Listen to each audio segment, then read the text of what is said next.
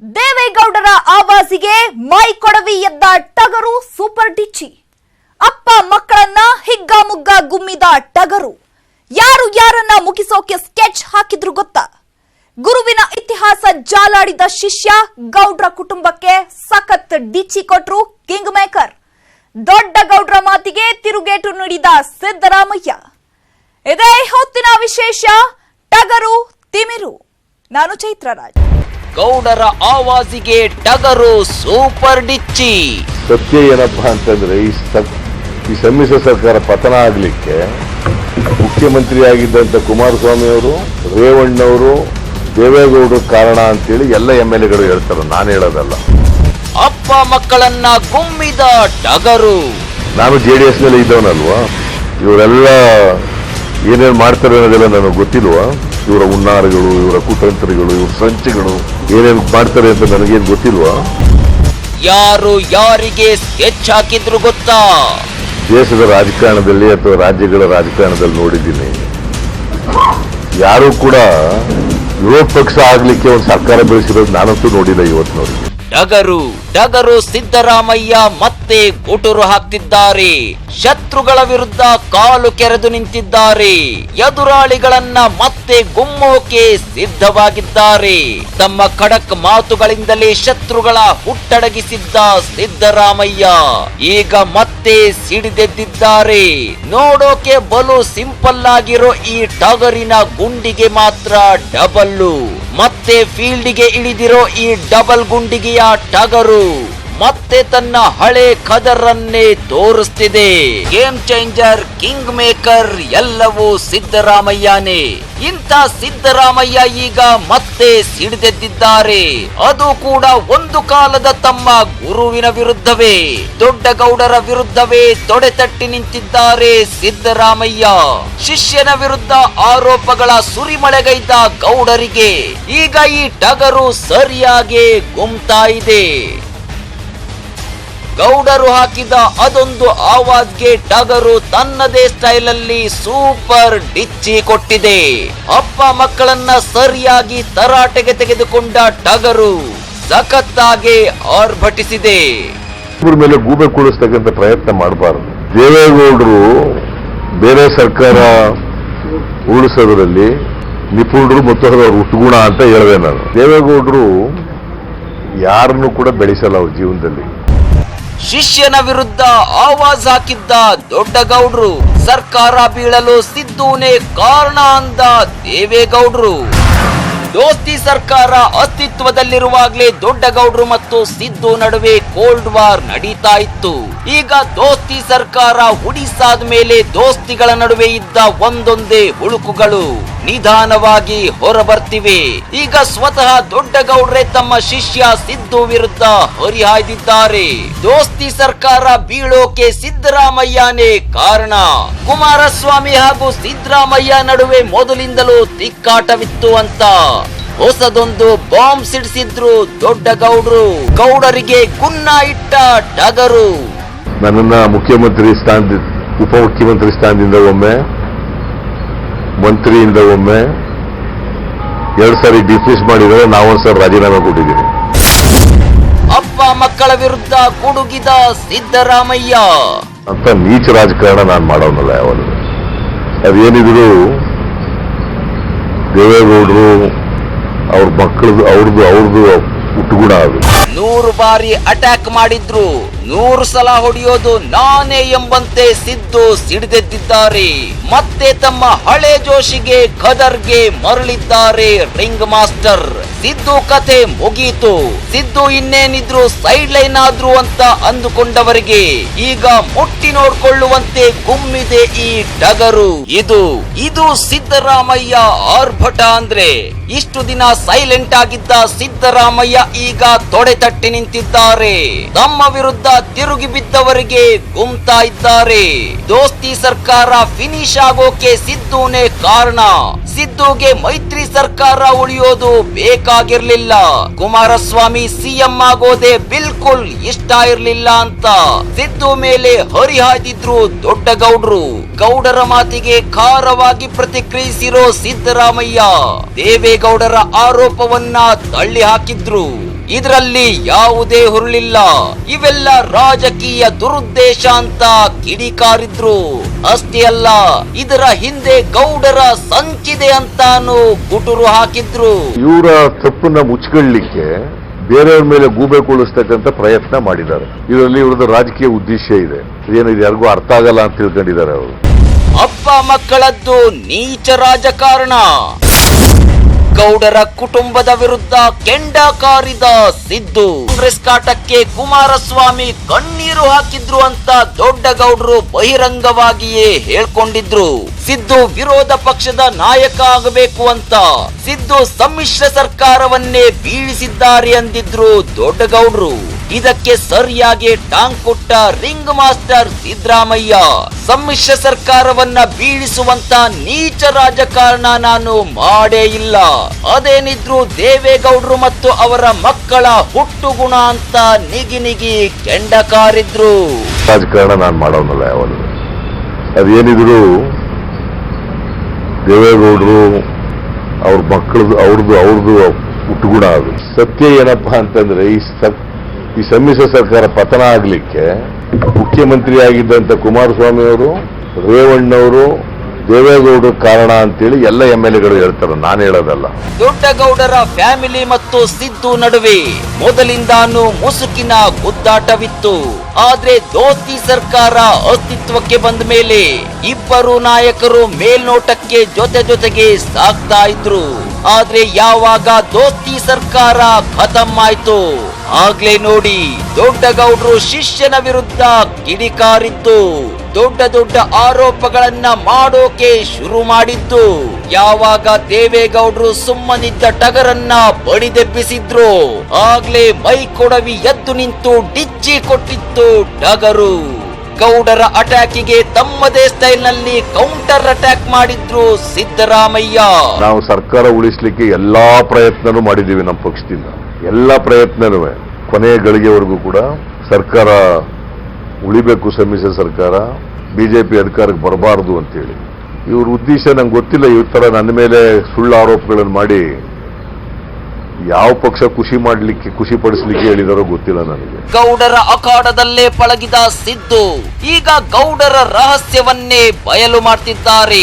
ಗುರು ಮೇಲೆ ಗುಡುಗಿದ ಶಿಷ್ಯ ಇಲ್ಲಿಗೆ ಸುಮ್ಮನಿರ್ಲಿಲ್ಲ. ಗೌಡರ ರಾಜಕೀಯ ಇತಿಹಾಸವನ್ನ ಚೆನ್ನಾಗಿ ಬಲ್ಲ ಸಿದ್ದರಾಮಯ್ಯ ಗೌಡರು ಈ ಹಿಂದೆ ಏನೆಲ್ಲ ಮಾಡಿದ್ರು, ಯಾವ್ಯಾವ ಸರ್ಕಾರವನ್ನ ಬೀಳಿಸಿದ್ರು ಅಂತ ಒಂದೊಂದಾಗೆ ಬೆಚ್ಚಿಟ್ರು.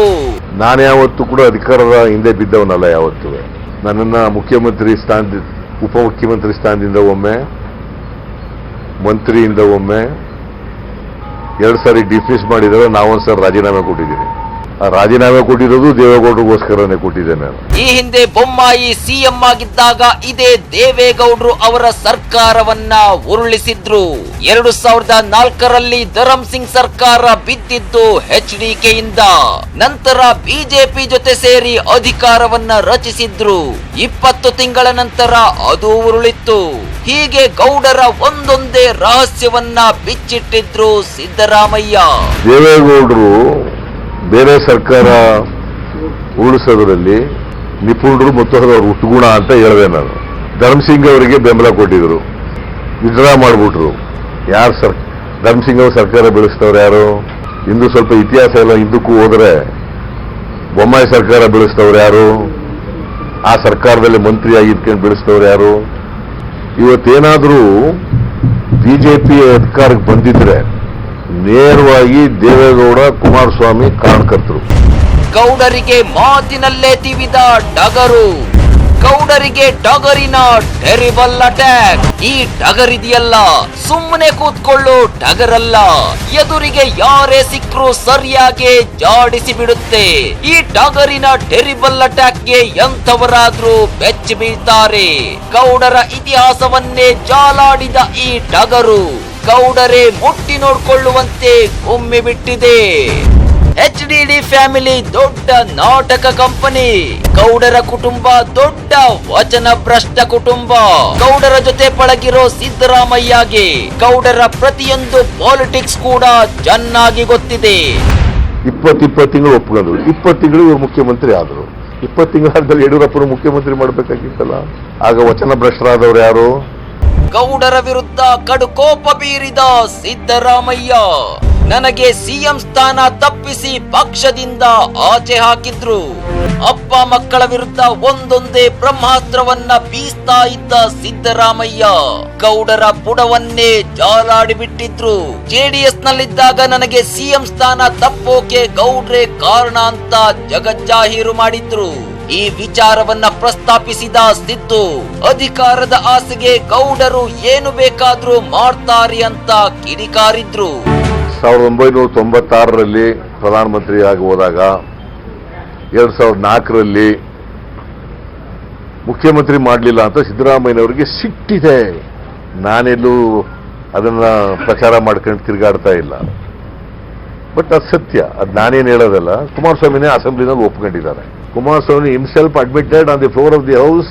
It is on record. Even today it is in the assembly record. ಕಣ್ಣೀರು ಹಾಕಿ ನಾಟಕ ಆಡ್ತಾರೆ ಅಪ್ಪ ಮಕ್ಕಳು. ಇನ್ನು ಗೌಡರ ಫ್ಯಾಮಿಲಿಯ ಕಣ್ಣೀರಿನ ಪಾಲಿಟಿಕ್ಸ್ ಬಗ್ಗೆ ಸಿದ್ದರಾಮಯ್ಯ ತಮ್ಮದೇ ರೀತಿಯಲ್ಲಿ ವ್ಯಂಗ್ಯವಾಡಿದ್ರು. ಅದರಿಂದ ದೇವೇಗೌಡರು ಹೇಗೆ ಅಂತಂದ್ರೆ, ಇನ್ನೊಬ್ಬರ ಮೇಲೆ ಗೂಬೆ ಕೂಳಿಸ್ಬಿಟ್ಟು ಹೋಗ್ಬಿಟ್ಟು ಅಳೋದು, ಅದರಿಂದ ಸಿಂಪತಿ ಸಿಗ್ತದೆ, ಜಾತಿ ಉಪಯೋಗಿಸೋದು, ಇವೆಲ್ಲ ಮಾಡ್ತಾರೆ. ಇವೆಲ್ಲ ಹಳೆ ಗಿಮಿಕ್ಸ್ಗಳು ಇವು ದೇವೇಗೌಡರು. ಈ ಟಗರು ಈ ಪರಿಯಾಗಿ ಗೌಡರನ್ನ ಗುಂತಿರೋದನ್ನ ನೋಡಿ ರಾಜಕೀಯ ಚಾಣಕ್ಯ ಅನಿಸಿಕೊಂಡಿರೋ ಗೌಡರೇ ಸುಸ್ತಾಗಿ ಬಿಟ್ಟಿದ್ದಾರೆ. ಟಗರು ಫೀಲ್ಡ್ಗೆ ಇಳಿದಿದ್ದೇ ತಡ ಗೌಡ್ರ ಜನ್ಮವನ್ನೇ ಜಾಲಾಡಿ ಬಿಟ್ಟಿದ್ದಾರೆ. ಪಂಚ್ ಮೇಲೆ ಪಂಚ್ ಕೊಟ್ಟಿದ್ದಾರೆ. ಗೌಡ್ರ ವಾಕ್ ಪ್ರಹಾರಕ್ಕೆ ತಮ್ಮದೇ ಖಾದರ್ನಲ್ಲೇ ಉತ್ತರ ಕೊಟ್ಟಿದ್ದಾರೆ. ಟೆರಿಬಲ್ ಟಗರು ಅಟ್ಯಾಕ್ ಹೇಗಿತ್ತು ನೀವೇ ನೋಡಿ. ಸಿದ್ದು ಈ ಹಿಂದೆನೆ ದೋಸ್ತಿ ಸರ್ಕಾರದ ವಿರುದ್ಧ ಗುಟುರು ಹಾಕಿದ್ರು.